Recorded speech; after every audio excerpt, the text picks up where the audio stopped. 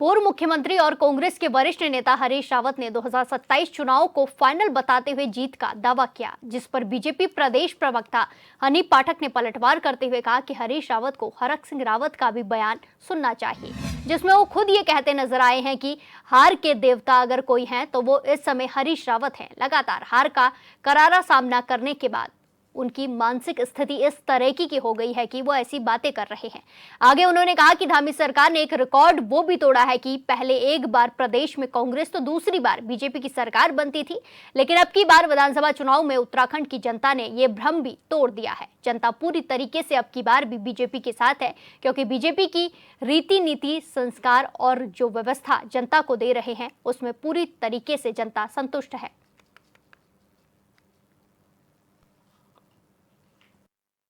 देखिए,